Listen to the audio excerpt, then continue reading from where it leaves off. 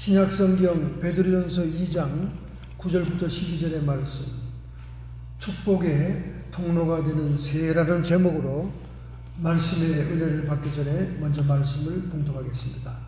오직 너희는 택하신 족속이요 왕같은 제사장들이요 거룩한 나라요 그의 소유된 백성이니 이는 너희를 어두운 데서 불러내어 그의 기이한 빛에 들어가게 하신 자의 아름다운 덕을 선전하게 하려 하심이라. 너희가 전에는 백성이 아니더니 이제는 하나님의 백성이요 전에는 긍휼을 얻지 못하였더니 이제는 긍휼을 얻은 자니라. 사랑하는 자들아 나그네와 행인 같은 너희를 권하노니 영혼을 거스려 싸우는 육체의 정욕을 제어하라. 너희가 이방인 중에서 행실을 선하게 가져 너희를 악행한다고 비방하는 자들로 하여금 너희 선한 일을 보고 권고하시는 날에 하나님께 영광을 돌리게 하려 함이니라. 아멘. 축복의 통로가 되는 새해 하는 말씀으로 은혜의 말씀을 받고자 합니다. 지금 중국의 시진핑 정부에서는 정부의 방침을 따르고 정부에서 공인한 3자 교회 외에는 지하교회들을 잇따라 폐쇄하고 있으며 목사를 구금하고 성도들을 감옥에 넣고 있습니다. 중국의 종교 탄압이 극심해졌습니다.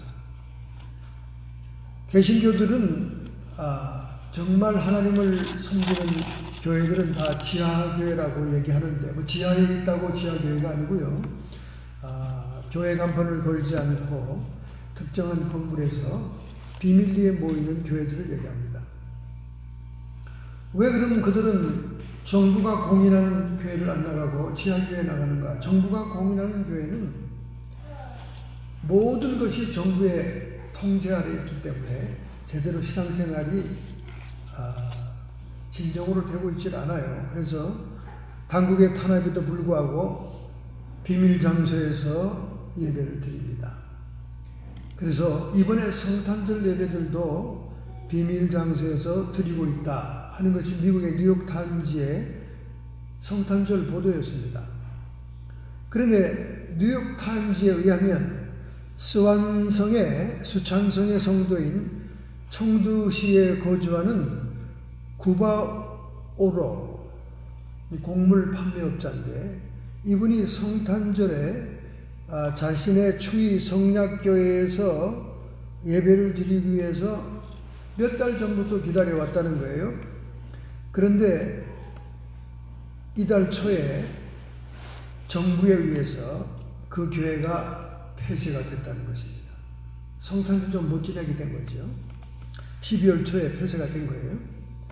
그래서 이 교회를 급습해서 왕위 목사를 비롯해서 신자 100여 명을 국가 전복 선동 혐의로 감옥에다 넣었다는 거예요.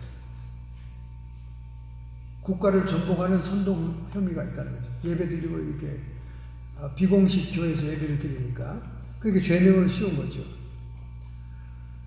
그런데 그 남은 성도들은 이 추위 성약교회 성탄절을 위해서 다른 비밀 장소에서 성탄절을 지키면서 감옥에 갇혀있는 왕위 목사와 200여 명의 성도들의 추록을 위해서 기도를 했다. 이제 그렇게 얘기를 했습니다.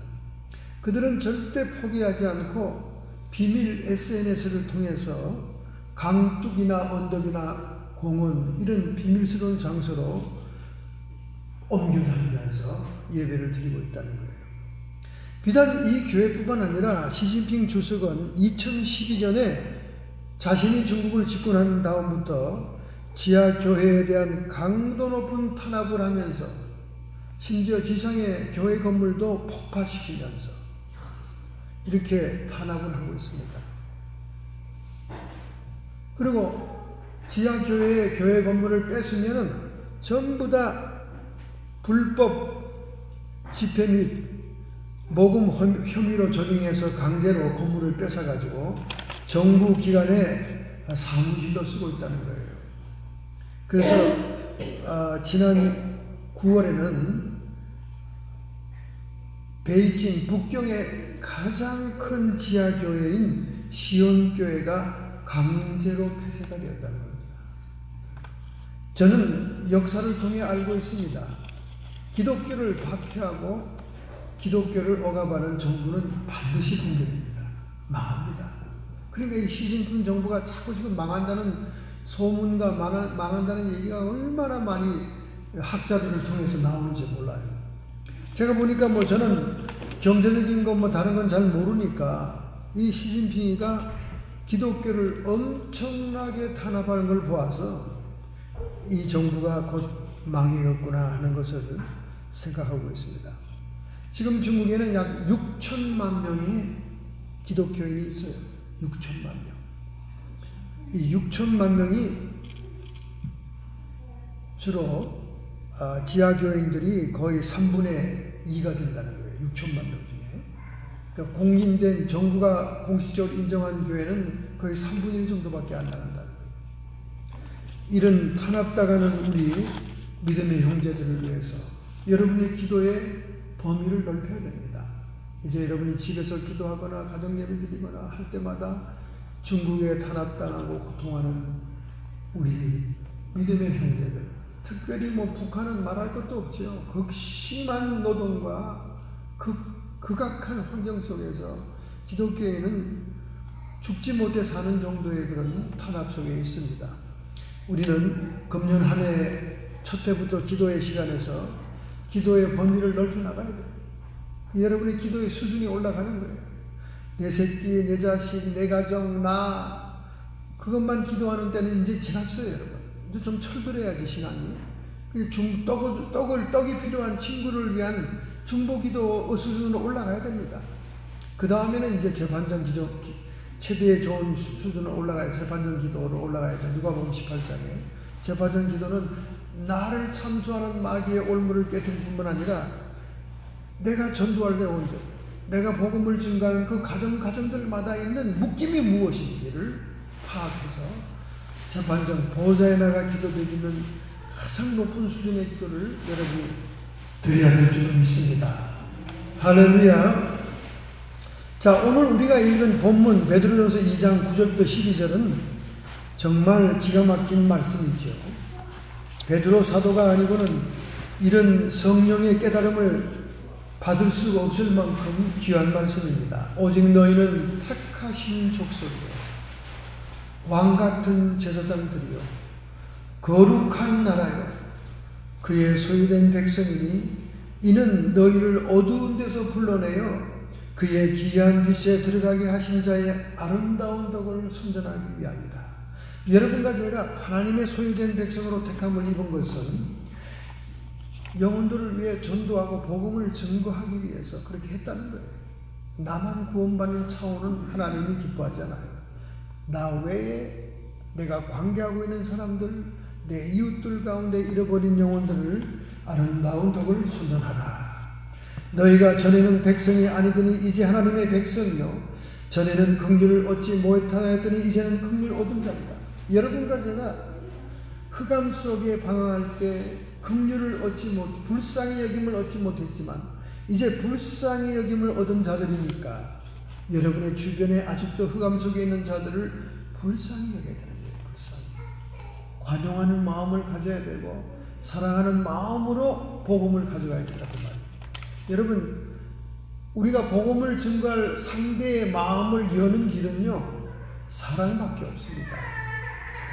대짜꼬짜 정죄하거나 대짜꼬짜 잘못을 지적하거나 이렇게 시작해서는 복음이 전달이 안 돼요. 전달이 안 됩니다. 사랑으로 접근해야 돼요. 먼저 사랑이 그들의 마음의 문을 확 열 때 복음을 확 집어넣는 거예요. 할렐루야. 그래서 여기 긍휼을 강조하는 겁니다. 긍휼은 뭐냐? 우리가 불쌍히 여기는 마음이 있을 때 그 불쌍히 여기는 마음을 통해 하나님의 사랑이 쑥 들어가는 거예요. 할렐루야. 여러분의 마음도 문도 열어야지 사랑이 나갈 거 아니에요. 여러분 마음이 딱 닫혀 있는데 사랑이 나갑니까? 아니죠. 여러분의 마음에 상대를 품기 위해서는, 부모의 사랑이 되니까 품기 위해서는 불쌍히 여기는 마음으로 문을 열어야 됩니다. 그러니까 여러분이 사람들에 대해서 너그러워야 돼요. 너그러워야 돼요.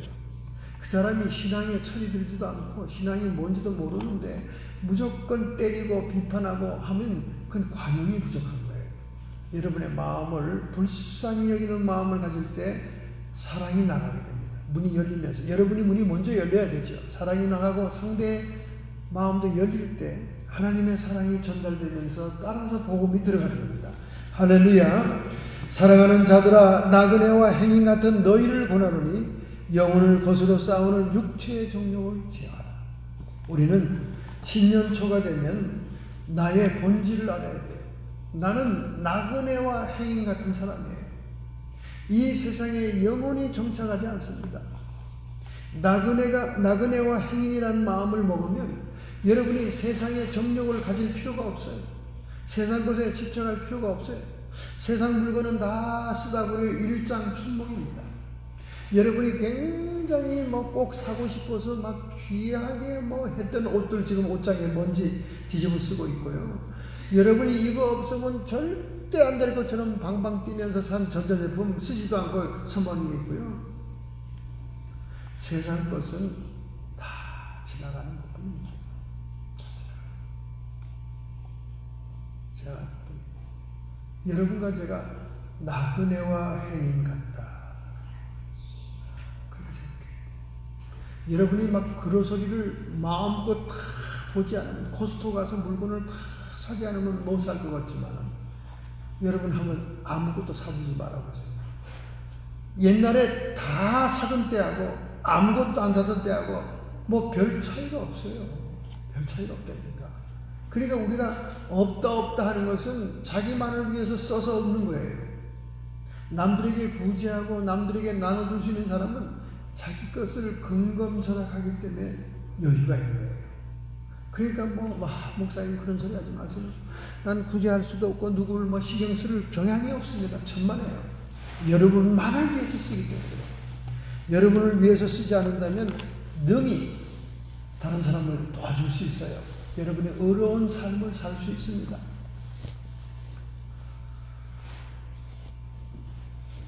그래서 육체의 정욕을 제어할 수 있는 거예요. 욕심. 나를 위해서 치장하고 나를 위해서 쓰고 나밖에 모르고 끔찍하죠. 끔찍해. 남들 좀 신경 써라, 좀 도와줘라, 이렇게 하면 여러분 자기밖에 모르는 사람은 끔찍해요. 어떤 미친 게 그런 미련한 짓을 하냐고 얘기하죠. 여러분만을 사는 것이 미련한 겁니다. 여러분이 가지고 있는 주머니에 적은 돈이라도 지나가다가 성령이 감동하시면 찾아가서 불쌍한 사람들을 구제하고 가세요. 그 기회가 다시 오지 않습니다. 내가 돈이 여유가 있을 때, 돈 많이 모아놓고 그때 내가 구제를 잘 하리라. 천만에. 그때는 이미 죽었어요. 그리스도 심판대 앞에 섰습니다. 예. 그러니까 금년도는 좀 해보세요. 해보면요 30배, 60배, 100배로 갚아줍니다. 그 재미를 모르니까 그냥 움켜잡고 있는 거예요. 그 재미를 알면 벌써 그거 깨인 사람들은요 교회 생활하면서 그 재미를 알아가지고 그냥 하나님을 위해서 뭘 할 게 없는가 두리번거리고 목사님한테 물어보고. 그 사람들은 미쳐서 그렇게 합니까? 돌아서 그렇게 하겠어요? 자기가 체험을 했거든. 이상한 일이에요. 이상한 일. 억울하고 분하고 돈이 유실된 것 같고 이런 사람들 결국 부동산 다 띄어가지고 다 하나님이 갚아줬잖아요. 수십만 불씩.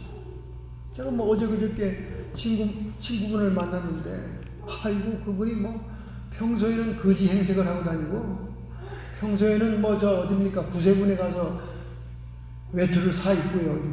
이렇게 거지 같아. 입고 다니는 옷들이. 그래서 아이고 야 옷이 한두 벌밖에 없더라도 제발 저 $1짜리는 사지 마라. 나도 옛날에 다 사봤는데 $1짜리 까만 양복 입고 TV 나갔다가 우리 조카들한테 얼마나 시달린지 모른다.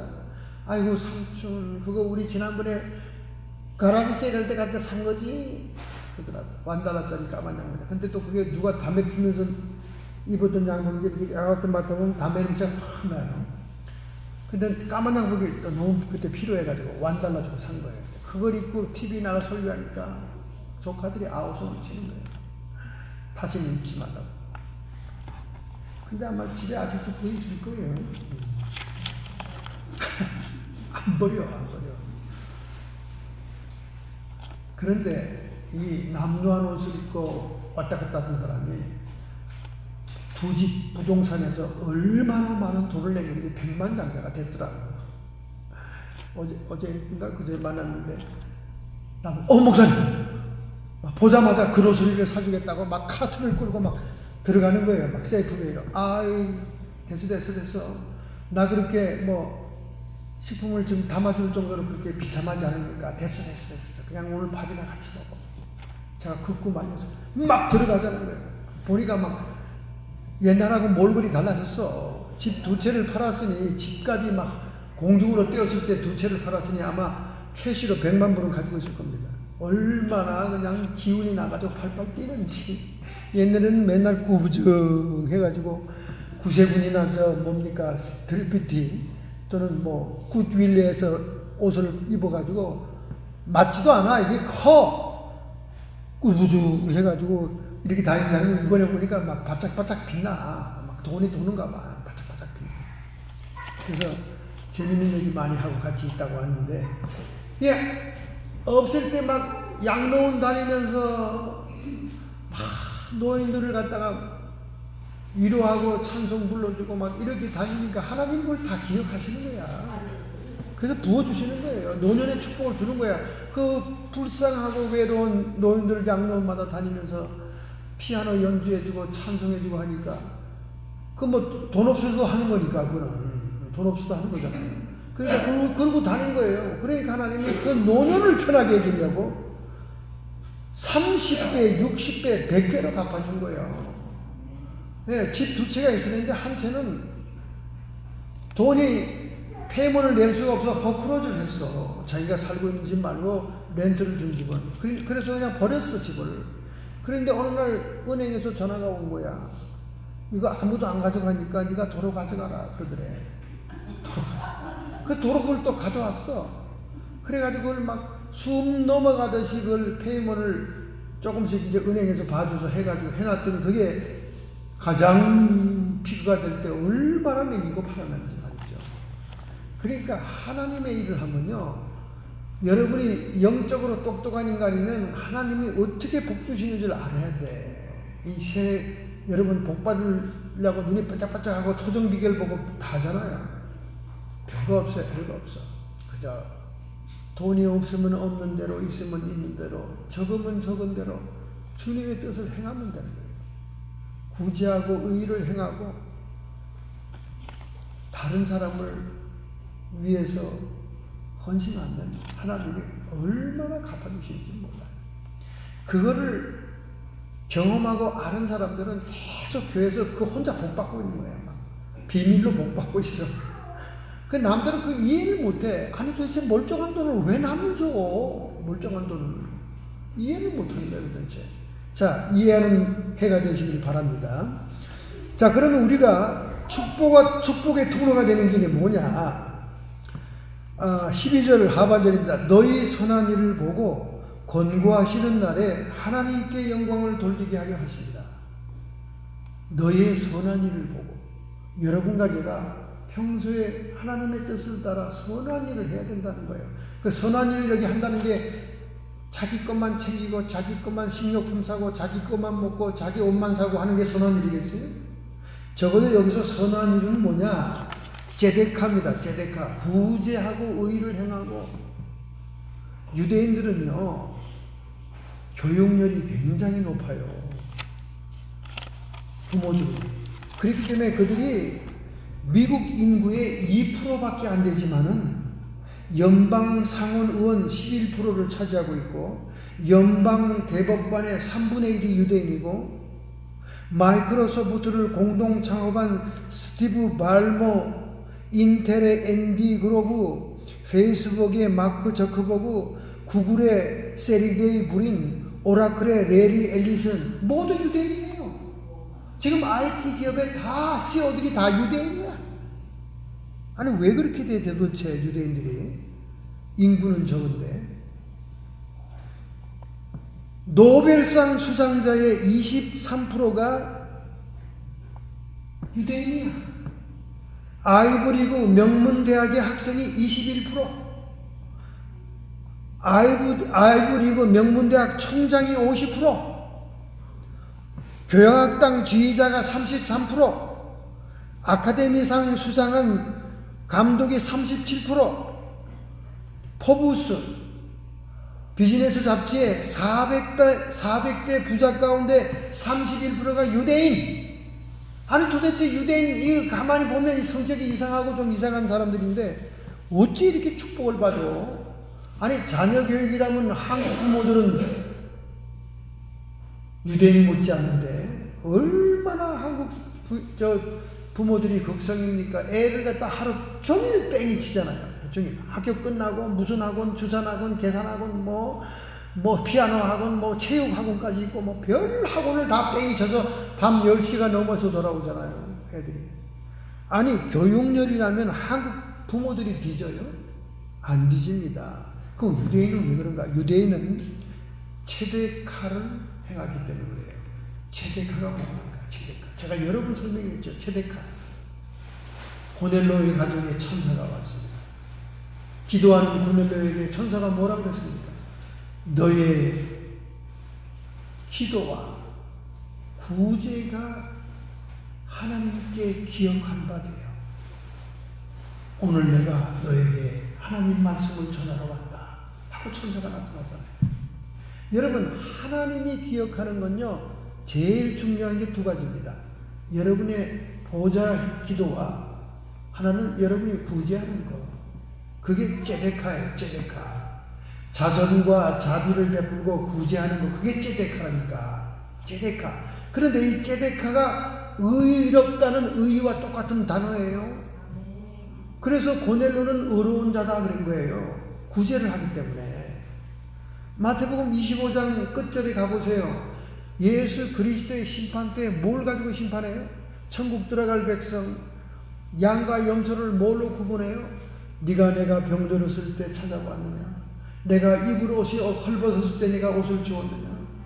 내가 감옥에 갇혀 있을 때 나를 돌아보았느냐? 내가 먹을 것이 없을 때 먹을 것 주었니? 그러니까 이 사람들이 깜짝 놀라는 거예요. 염소들이. 아니 언제 예수님은 우리 옆에 있었습니까? 네 옆에 있었던 어린 소자들, 불쌍한 사람들이 곧 나에게, 그들에게 하는 것이 나에게 한 것이다. 또 구제를 많이 한 사람도 깜짝 놀라는 거예요. 너희들은 내가 굶주렸을 때 먹을 걸 줬고 헐벗을 때 입을 걸 줬고 내가 감옥에 갇혔을 때는 돌아봐. 아니 언제 주님이 내 옆에서 그런 일을 했습니까? 너희 옆에 있는 이웃들과 소자들이 한 것이 곧 애들의 소자들에게 한 것이 곧 나에게 한 것이다. 여러분 유대인들은 이 ጼ데카 자선과 자비를 행하기 때문에 엄청난 축복을 받고 있는 민족인 거예요. 이 비결을 구약 성경을 통해서 그들은 깨달은 사람들입니다. 깨달은 사람들.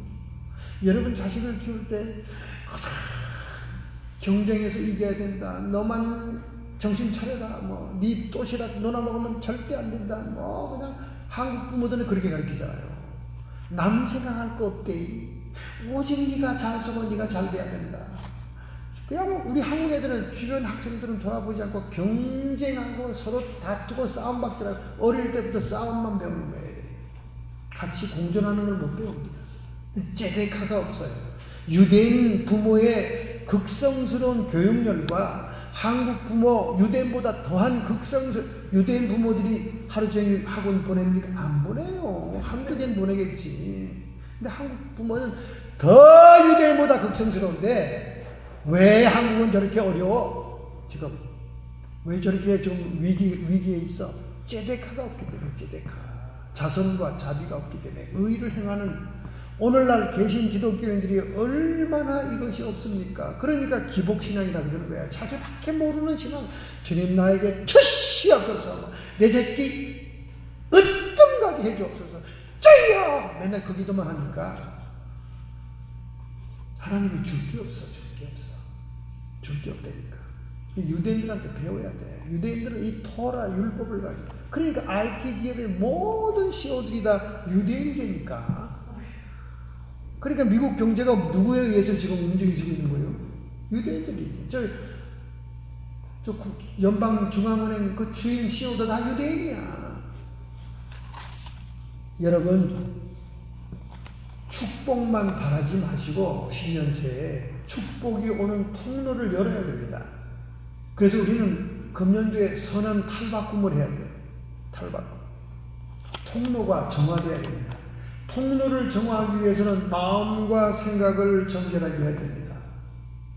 모든 병은 마음에서 온다고 잠언서 성경에 말씀하잖아요.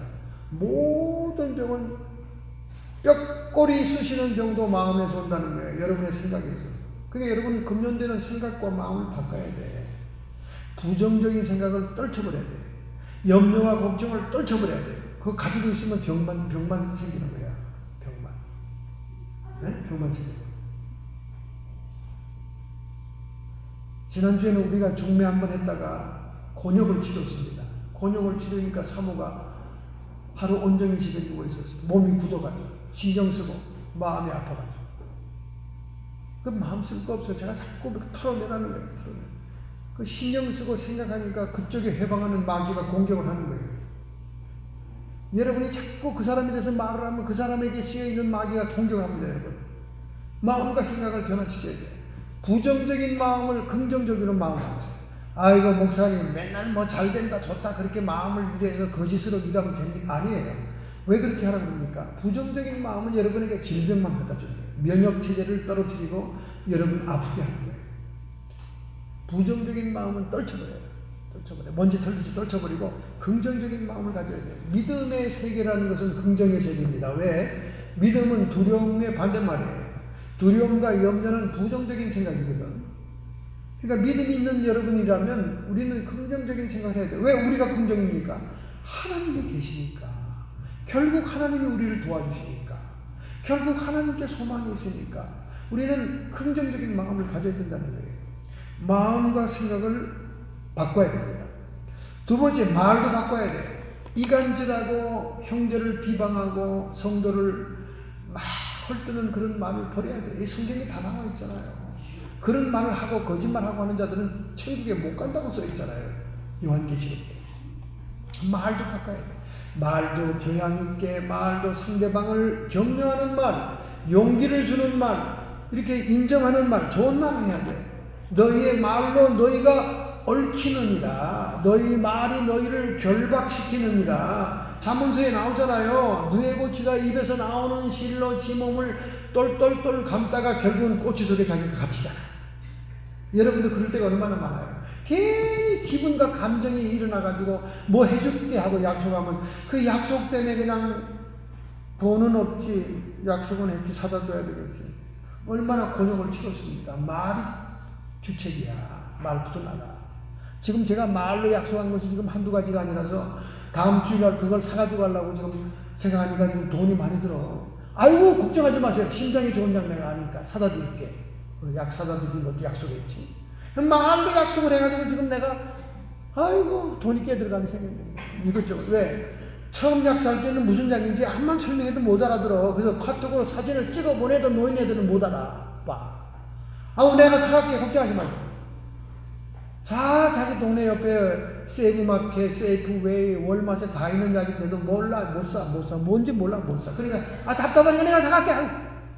이렇게 말하는 것이 한두 가지가 아니니 아이고야. 그러니 여러분 함부로 말하지 마세요.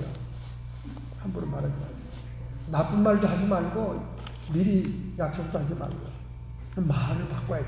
금년에 여러분 좋은 말 하세요. 그 다음에 자화상을 바꿔야 돼. 자기에 대해서 너무 비참하게 생각하는 사람들.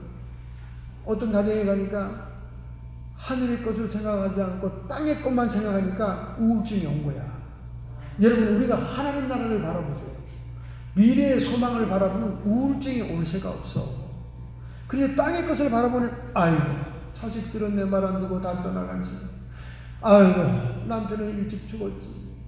이제 나 혼자 사는 게 참 비참하구나. 왜 이렇게 젊을 때는 잘 나가는데 노년이 외로워졌냐. 이렇게 땅의 것만 생각하니까 막 불안과 우울증이 찾아온 거예요. 또 며칠 전에 만난 친구도 그래. 황 목사, 내가 우울증으로 지금 내가 2년을 고통당했어. 그렇게 이야기해. 그 우울증의 원인이 뭔가 제가 분석해 줬어요. 얘기를 해 줬습니다. 그때는 깨달았어요. 맞다. 하늘의 것을 생각하면 우울증이 알아요. 땅의 것을 자꾸 생각하는 거야. 내 노년이 어떻게 될까? 내 미래가 어떻게 될까? 지금 다리 한쪽에 지금 신경통이 오고 있는데 이 두 다리가 다 마비되면 어떡할까? 한 다리 지금 성한 거를 하나님께 감사해야 돼. 그것도 걱정하는 거야. 그러니까 미리 오지도 않은 것 때문에 걱정하다가 걱정 때문에 그 다리가 또 마비가 되는 거예요. 자화상을 바꿔야 됩니다. 나는 하나님의 자녀요. 하나님의 축복을 받은 자요. 하나님의 권세가 나에게 있느니라. 왜 여러분 주변에 여러분을 해방하는 귀신과 마귀가 그렇게 커 보입니까? 여러분이 쫄아서 그래, 쫄아서. 우리 예수의 이름과 권세를 가지고 있는 자녀들은요, 마귀를 얼마나 상대하고 얼마든지 핸들링 할 수 있는 거예요. 그러니까 여러분이 자다가도 막 가위 눌리고 꿈에 악몽을 꾸고 귀신이 찾아와서 여러분을 괴롭히면 예수의 이름으로 떠나가라 이렇게 얘기하려고 그러는 거예요. 이에 하고 나가면 벌써 없어져요. 예자만 나도 없어져요. 그렇게 여러분은 권세가 있는 거예요. 할렐루야. 제가 이렇게 얘기하는 것은 최근에 방해하고 해방하는, 다른 집에 해방하는 영들이 저를 찾아왔어요. 그래서 제가 하니까 그냥 닫아막아 버렸어요. 자, 이렇게 먼저 우리가 축복의 통로가 되려면 우리 마음을 정화해야 돼. 몸과 마음을 다 정화해야 돼.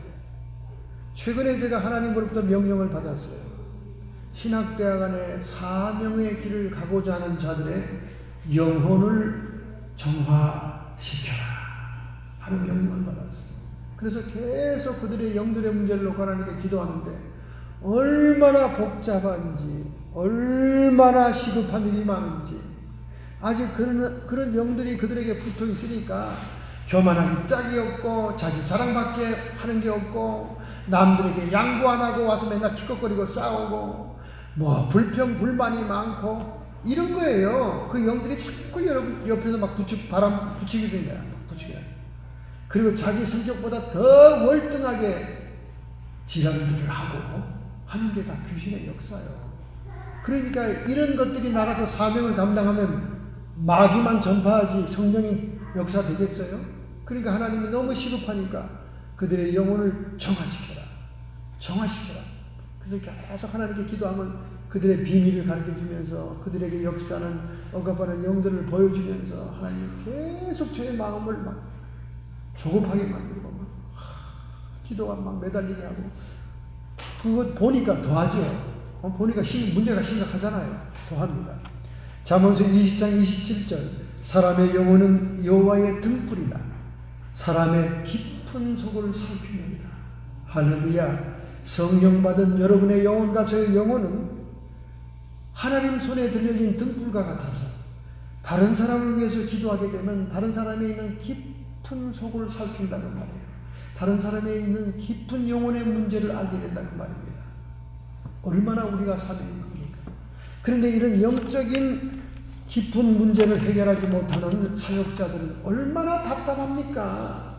맨날 교회에 오면 칭찬해주고 비유나 맞추고 세상적인 말만 하고 얼러서 그냥 하루하루 그냥 집으로 보내서 여전히 예수 믿은 지 30년 40년 죽을 때가 가까우는데도 그 영적인 문제를 해결해 주지 못하고 달고 다니면서 온갖 문제를 일으키게 한다 그 말이에요. 여기 분명히 얘기하지 않습니까? 사람의 영혼은 여호와의 등불이다. 성령으로 충만하고 성령으로 인도받는 여러분과 저의 영혼은 다른 사람을 위해서 기도하면 등불을 들고 동굴에 들어가서 뭐가 있는지 보는 것처럼 사람의 깊은 속을 살핀다는 말이에요. 할렐루야. 그러니까 여러분도 그 사명을 함께 해야 돼요. 그 사역을 함께 해야 됩니다.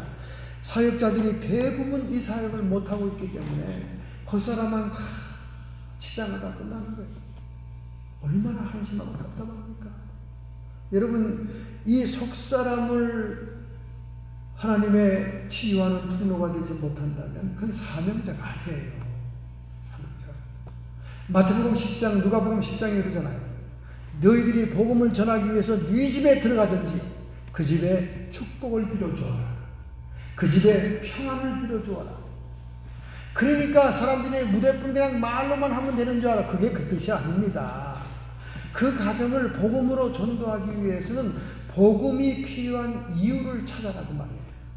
축복을 증거하는 말은 뭐냐? 왜 이 가정이 축복을 못 받았을까? 하고 여러분이 여호와의 등불이 되어서 그들의 영혼을 살피라고 말해요. 그러면 축복받지 못한 이유를 하나님이 가르쳐준다는 거예요.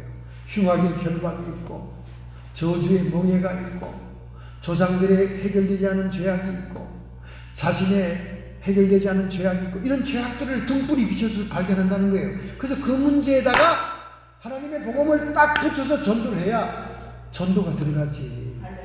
자기가 필요해야 복음을 받지. 자기한테 필요 없다고 생각하는데 복음이 왜 필요해요? 내가 이래서 축복을 못 받는구나. 그러니 복음이 필요하네. 그 예수님을 받아들여요. 왜 주님이 평안을 빌어드리라고 그래요? 도대체 이 집안에 왜 평안이 없는가? 왜 이 집안에 질병이 떠나지 않고 부부간의 갈등이 떠나지 않고 자식 간의 싸움이 떠나지 않고 이간질이 떠나지 않고 왜 평안이 없는가? 평안이 없는 것을 여러분의 영혼이 등불을 들고 그들의 동굴, 그들의 집안을 살피는 거예요. 그럼 그것을 주님이 성령의 은사로 가르쳐 주십니다. 할렐루야. 그럼 그것을 지적할 때 어머나 어떻게 그렇게 하세요? 그거 어떻게 해결할까요? 그러면 그때 복음을 딱 갖다 대는 거예요. 그때 복음을 받아들이는 거예요. 예수님이 괜히 아무데나 축복받으라 평안하라 이렇게 말 떠들고 다니면서 그 집안에 비유나 맞추고 다니라는 뜻이 아닙니다. 주님의 관심은 영혼에 있다는 거예요. 그 영혼이 탈바꿈을 변화되고 정화가 되어야 됩니다. 제 아무리 뛰어난 재능을 가지고 있고 제 아무리 물질이 많고 제 아무리 세상에서 성공했다 할지라도 그 영혼이 정결하지 않고 정화되지 않았다면 그런 실패한 인생입니다. 하나님 나라와 아무 상관이 없는 것이에요. 그리고 마귀의 밥입니다. 도둑질하고 죽이고 멸망시킵니다. 도둑질해 다 빼가요. 다 빼가 죽여요. 육신의 몸을 병들게 해서 죽게 합니다. 그 다음에 멸망시켜요. 영혼이 살지 못하고 영혼이 불타오르는 심판의 지옥 속에 들어가는 거죠. 그렇게 중요한 영적인 문제를 사역자들이 해결해야 된다는 거예요. 여러분은 하나님의 손에 들려있는 등불이에요. 칠흑같이 깜깜한 인간의 마음속에 동굴처럼 찾아들어가서 무엇이 축복을 방해하는지 무엇이 평안을 방해하는지를 잡아내서 그 문제에 복음을 딱 갖다 붙여야 그들이 아이쿠 하고 복음을 받아들인다는 거예요. 두 번째입니다. 9절 상반절에 오직 너희는 왕같은 제사장들이요.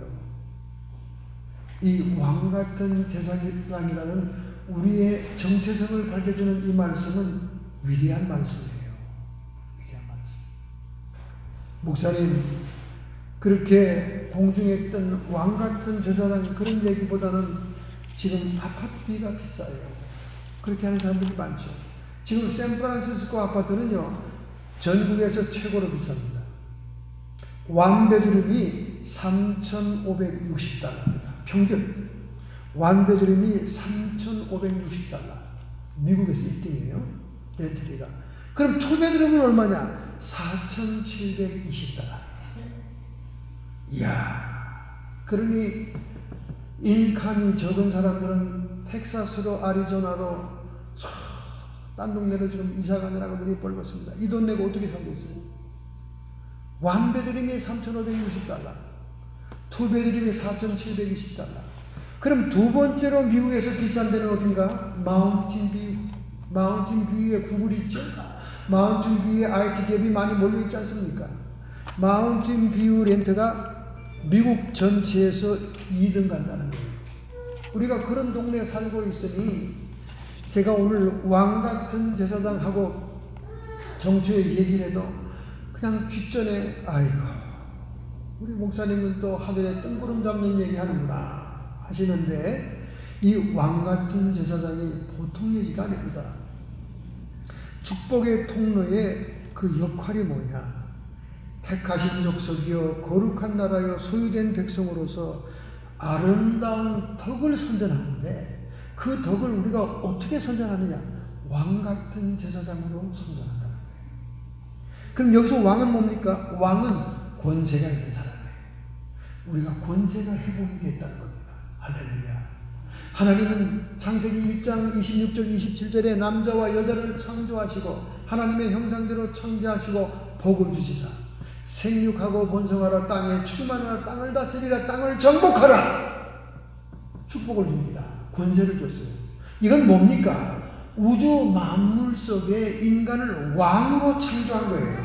할렐루야. 왕의 권세를 가지고 있었어요. 근데 이게 어떻게 됩니까?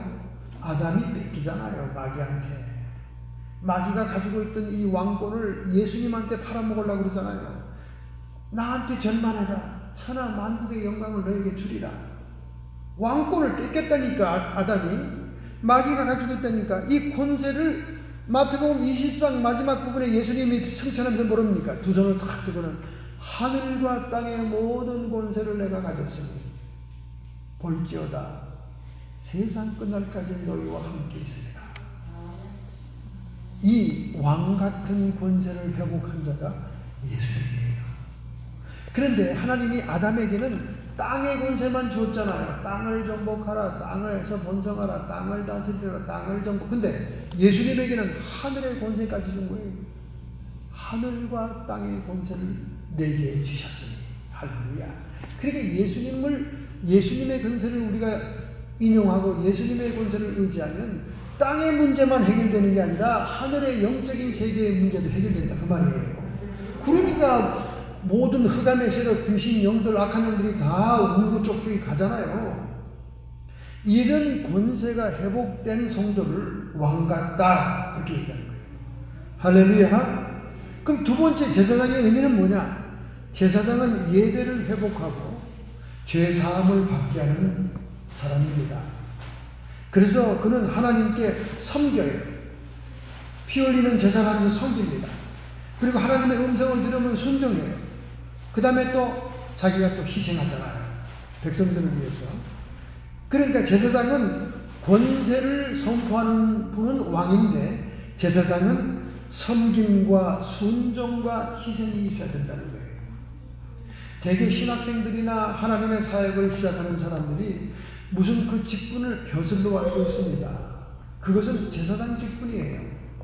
그렇기 때문에 제사장 되라는 사람들은 섬김의 태도가 확립이 돼야 되고 하나님께 순종하는 태도가 확립이 돼야 되고 그리고 하나님과 사람들에게 희생하는 태도가 확립이 되지 않으면 그거는 사역자가 아니에요.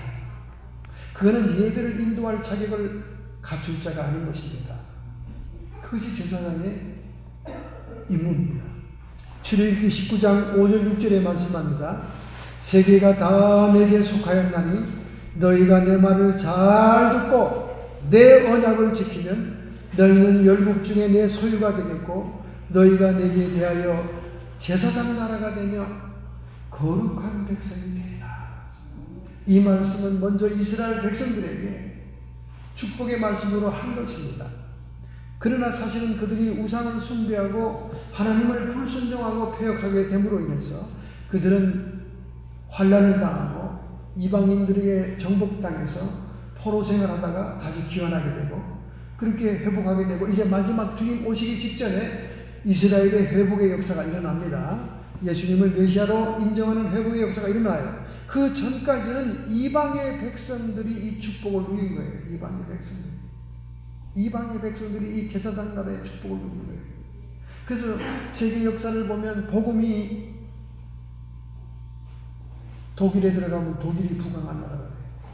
스페인에 들어가면 스페인이 부강한 나라가 돼요. 영국에 들어가면 영국이 부강한 나라가 돼요. 미국으로 건너니까 미국이 세계 최고로 부강한 나라가 된 거예요. 제사장 나라가 되는 거죠.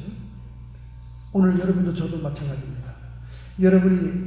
여러분과 제가 왕권을 회복하고 제사장의 섬김과 순종과 희생을 회복한다면 우리는 제사장 나라, 하나님이 으뜸 가는 축복을 주시는 나라가 될 수가 있다는 거예요.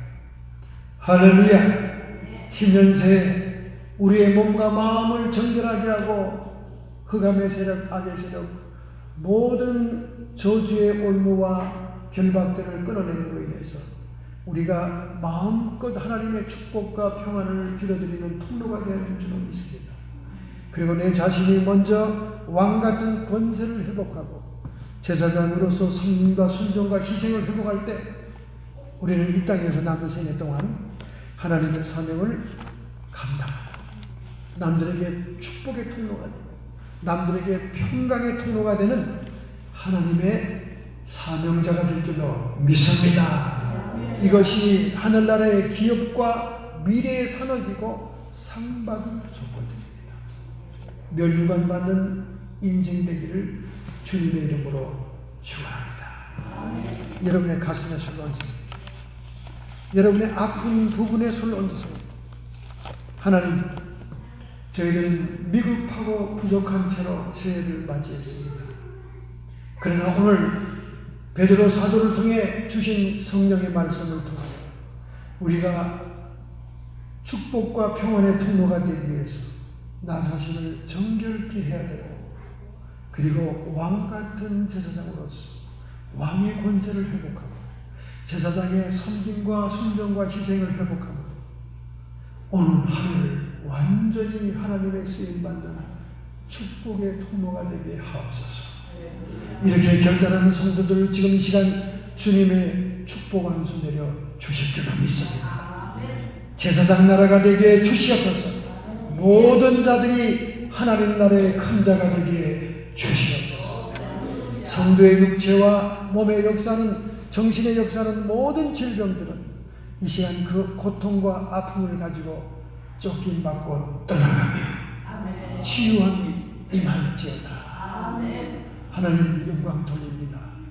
우리 마음속에 의와 평강과 희락이 넘치므로 이 땅에서부터 하나님 나라를 누리고 침노하는 자가 되게 해 주옵소서.